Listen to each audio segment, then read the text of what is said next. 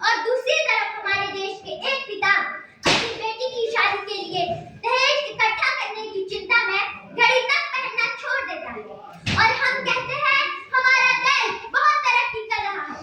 वाह रे वाह, अजीब रिवाज है रे हमारे इस देश का कि नियत आदमियों की खराब होती है और घूंघट इस नारी शक्ति से निकलवाया जाता है। परंतु आज के समय में नारी शक्ति पुरुषों के साथ हर क्षेत्र में कंधे से कंधा मिलाकर बढ़ रही है। यही नहीं, समाज और सरकार भी इसमें महत्वपूर्ण योगदान दे रही है।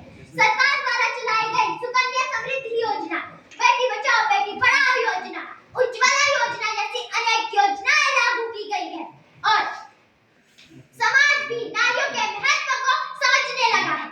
अरे सुना है, परिवार पर जिम्मेदारियों का बोझ बढ़ा तो बस, ट्रेन, ऑटो, रिक्शा तक चलाने लगी है नारियां।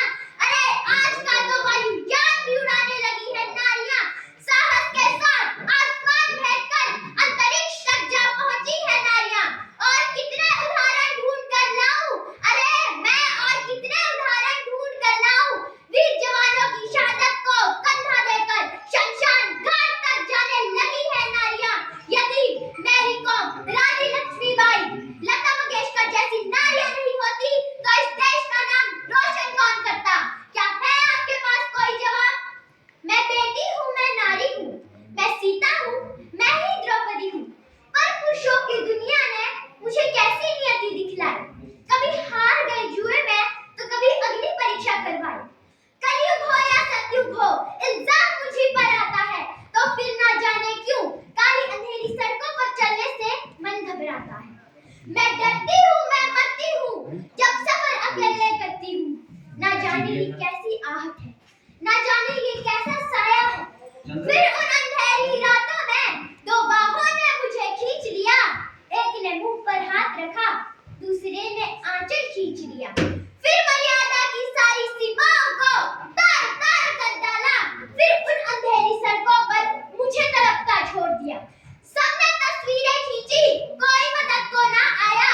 कोई मदद करो, कोई मदद करो, चीख चीख कर चीख भी मुझसे रूठ गई।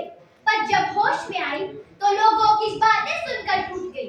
परिवार की बदनामी होगी, सबने मुझे यही समझाया।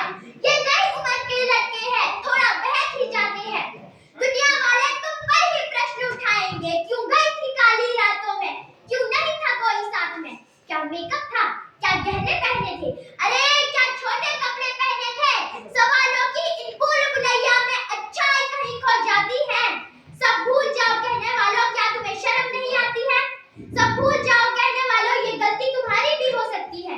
अगले दिन सड़क पर बनी बहन या बेटी तुम्हारी भी हो सकती है। अंत में मैं अपनी वाणी को विराम देते हुए बस इतना ही कहना चाहूंगी कि जब नारी है शक्तिशाली तो क्यों कहते हो उसे बेचारी। चलो आज हम सब मिलकर ये प्रण लें कि अपनी मर्यादाओं को समझें, नारी शक्ति का सम्मान करें, नारी शक्ति का सम्मान करें। धन्यवाद।